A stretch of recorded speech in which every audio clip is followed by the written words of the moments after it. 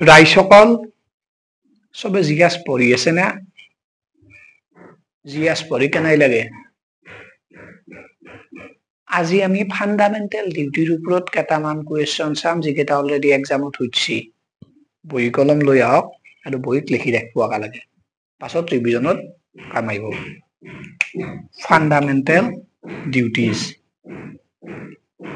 fundamental duties originally কিমানটা আছিল এতিয়া কিমানটা আছে প্ৰেজেন্ট কিমানটা আছে কোনটো কমিটি ফান্ডামেন্টাল ডিউটিৰ কাৰণে ৰিকমেন্ডেশন দিছিল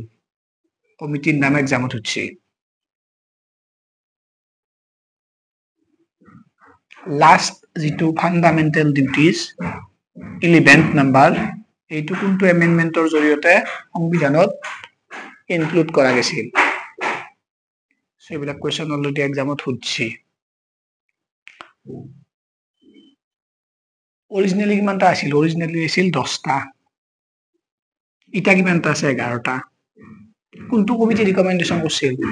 শৰণ সিং কমিটি এসএসসি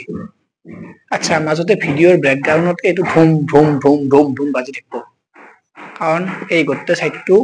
কনস্ট্ৰাকচন এৰিয়া কাম চলি আছে দিন ৰাত সেই সাউন্ড আপোনালোকে ইগনোৰ কৰক আৰু ধুম ধুম ধুম ধুম বাজি থাকিব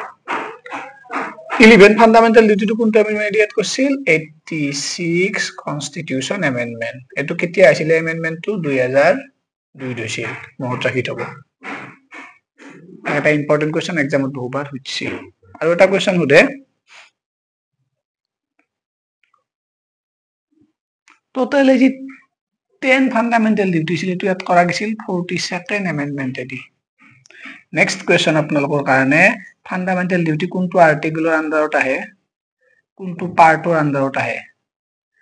এই আৰ্টিকলটো কোনটো এমেন্ডমেন্ট এদি ইয়াত কৰা গৈছিল